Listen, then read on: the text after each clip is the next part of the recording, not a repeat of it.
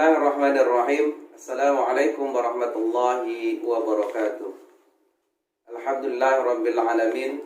Assalatu wassalamu ala asrafil anbiya'i wal mursalin wa ala alihi wa ashabihi ajmain, amma ba'du.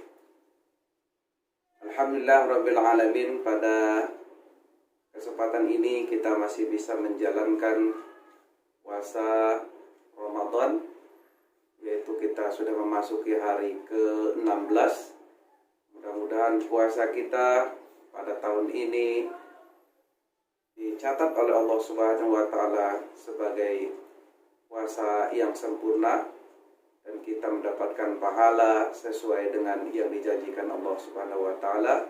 Kemudian juga kita dihindarkan atau dijauhkan dari golongan orang-orang yang berpuasa sebagaimana yang disabdakan oleh Rasulullah SAW, "Kamin shaimin laisa lahu min siyamihi illa al-ju' wal 'atash." Jadi beberapa banyak orang yang berpuasa tetapi tidak mendapatkan pahalanya, hanya mendapatkan rasa dahaga dan juga rasa lapar. Mudah-mudahan kita semua tidak termasuk dalam golongan ini. Anak-anakku sekalian yang Pak Guru cintai dan Pak Guru hormati, bagaimana kita telah ketahui bahwa puasa itu dasarnya adalah di surat Al-Baqarah ayat 183 yang menyatakan bahwa ya ayyuhalladzina amanu kutiba alaikumusiyam kama kutiba alal ladzina min qablikum la'allakum tattaqun. Artinya apa? Puasa kita harus bertujuan, puasa kita harus punya satu tujuan, yaitu mendapatkan, mengharapkan ketakwaan daripada Allah Subhanahu wa taala. Makna takwa itu apa sih sebenarnya, anak-anak sekalian? Kalau anak-anakku yang laki-laki pun pernah ketika sholat Jumat dikatakan, marilah kita bertakwa kepada Allah dengan menjalankan semua perintahnya dan juga menjauhi larangannya. Artinya takwa itu adalah berusaha dengan sekuat tenaga, berusaha dengan semampu kita untuk menjalankan apa-apa yang disyariatkan oleh Allah Subhanahu wa taala dan Rasulnya, kemudian juga menjauhi apa-apa yang dilarang oleh Allah Subhanahu wa taala dan Rasulnya. Anak-anakku sekalian, sebelum kita lebih jauh berbicara tentang puasa Ramadan, mari sama-sama kita bersyukur kepada Allah Subhanahu wa taala, yang dalam hal ini syukur itu ada 3 hal atau 3 cara. Yang pertama adalah syukur kita yaitu asyukru bil hal. Artinya kita bersyukur dengan keadaan kita, dengan apapun keadaan kita hari ini. Kita sehat, kita lapar, kita kenyang, kita sakit, apapun semuanya harus kita syukuri kepada Allah Subhanahu wa taala. Yang kedua adalah asyukru bil qalbi. Artinya kita benar-benar bersyukur itu adalah kita masukkan ke dalam relung hati kita, ke dalam sanubari hati kita yang paling dalam, bahwa segala sesuatu yang ada di dunia ini adalah milik Allah Subhanahu wa taala. Dan yang terakhir adalah syukur kita, yaitu asyukru bil qaul au bil lisan. Artinya syukur kita itu harus kita ungkapkan dengan lisan kita, harus kita ungkapkan dengan mulut kita. Untuk itu mari sama-sama kita mengucapkan alhamdulillahirabbil alamin. Kemudian selawat beserta salam mudah-mudahan terlimpah curahkan kepada junjungan kita Nabi besar Muhammad sallallahu alaihi wasallam, karena perjuangan beliaulah selama kurang lebih 23 tahun kita bisa merasakan nikmatnya iman wal Islam.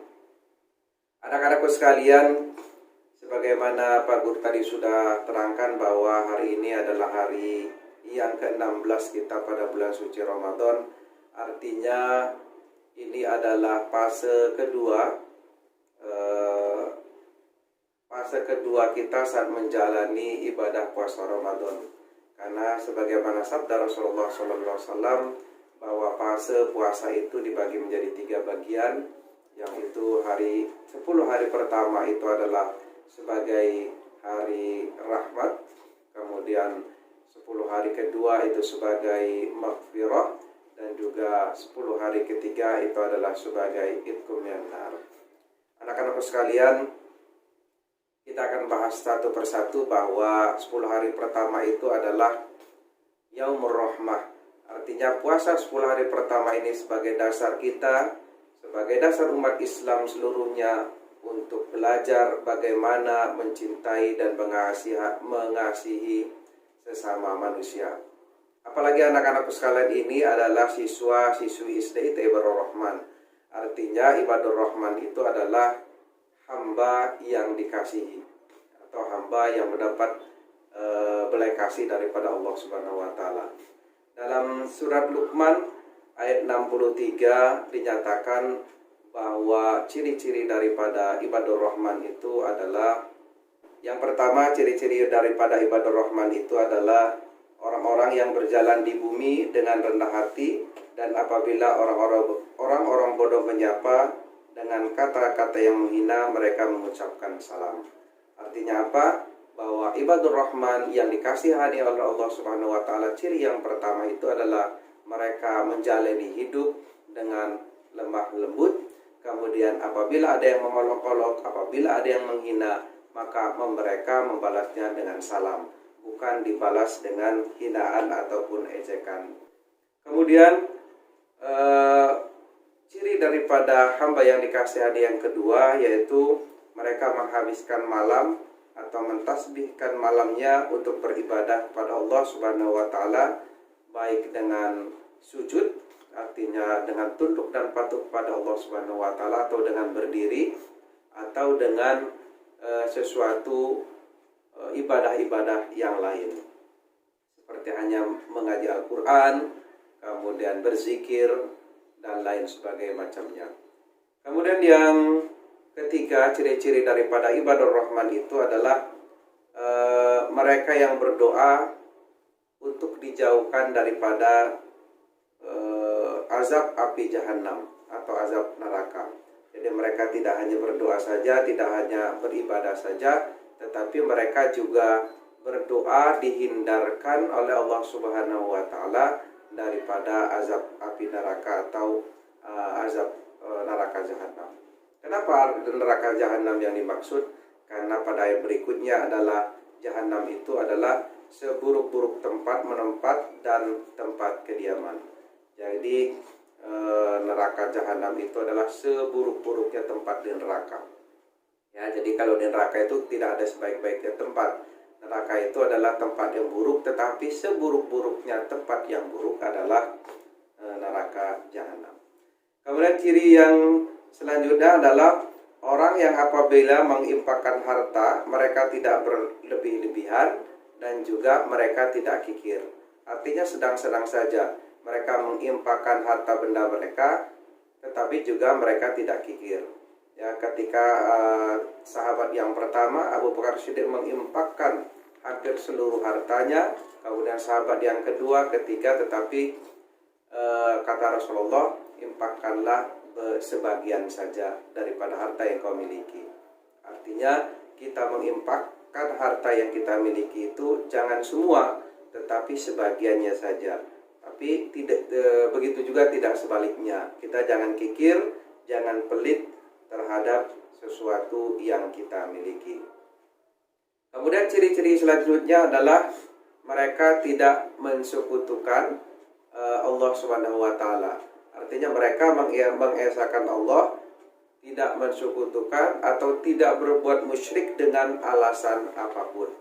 Itu adalah ciri-ciri Ibadur Rahman. Jadi daripada yang pertama ini, fase yang pertama bulan Ramadan ini adalah fase Yaumur Rahmah. Itu adalah bagaimana kita menjadi seorang hamba yang dapat mendapat rasa kasih daripada Allah Subhanahu wa taala yang disebut dengan Ibadur Rahman tadi. Anak-anakku sekalian yang Pak Guru cintai, kemudian yang selanjutnya adalah setelah 10 hari pertama, kemudian yang kedua adalah 10 hari kedua yang sedang kita jalani, yaitu Yaumul Maghfirah. Yaumul Maghfirah itu adalah hari pengampunan. Di sisi lain kita juga diajarkan oleh Allah Subhanahu wa taala supaya kita ini menjadi hamba yang pemaaf, hamba-hamba yang mampu memaafkan orang lain. Karena ciri-ciri orang yang bertakwa salah satunya adalah wal'afina 'anil nas, itu memaafkan kesalahan orang lain, baik diminta maupun tidak diminta. Karena orang-orang yang memaafkan kesalahan orang lain, orang-orang yang bertasbih kepada Allah Subhanahu wa taala, fasabbih bismi rabbika wastaghfir innahu kana tawwaba. Maka bertasbihlah, kemudian memohon ampunlah, maka innallaha kana tawwaba. Sesungguhnya Allah Subhanahu wa taala menerima taubat orang-orang yang bertaubat. Kemudian taubat itu sebenarnya ada dua esensi. Yang pertama adalah taubat itu menyesal, yang kedua taubat itu adalah tidak mengulangi. Jadi kalau kita menyesal melakukan kesalahan, tidak mengulangi lagi kesalahan, itu artinya taubat. Kemudian ada pendapat lain bahwa taubat juga adalah karena ketidaktahuan. Nah, itulah taubat-taubat yang diampuni oleh Allah Subhanahu wa taala. Kemudian fase yang ketiga nanti setelah tanggal 20, yaitu tanggal 21 sampai 30, itu yang namanya fase itqum minan nar, pembebasan daripada api neraka. Kita sudah mendapatkan kasih sayang Allah, kemudian kita sudah mendapatkan ampunan dari Allah Subhanahu wa taala, maka kebebasan dari api neraka kita dapat di 10 hari bulan Ramadan. Sebagaimana dan pembebasan atau kebebasan kita dari api neraka ini harus kita doakan, harus kita berdoa, tidak hanya bagi diri sendiri tetapi bagi keluarga dan sanak keluarga kita. Seperti halnya dalam surat At-Tahrim, ku anfusakum wa ahlikum naro, yaitu jagalah dirimu dan keluargamu daripada api neraka. Insyaallah anak-anak sekalian, kalau 3 fase ini kita lewati dengan baik dan benar, maka setelah Ramadan kita akan berubah menjadi hamba yang bersih sebagaimana halnya kertas yang putih. Karena usaha kita di bulan Ramadan ini sebenarnya sudah mulai kita persiapkan dari saat bulan Rajab, kemudian bulan Sa'ban, kemudian bulan puasa ini adalah memanennya. Hasilnya semua proses yang kita lakukan dari bulan Rajab, Sa'ban dan Ramadan akan terlihat pada 10 bulan setelah Syawal nanti. Jadi sekarang kita menikmati prosesnya, kemudian ba'da Ramadan, Syawal kita juga akan menikmati hasilnya. Itu saja dari Pak Guru, mudah-mudahan bermanfaat. Pak Guru akhiri, al-haqqu mir rabbika fala takunanna minal mumtarin. Assalamualaikum warahmatullahi wabarakatuh.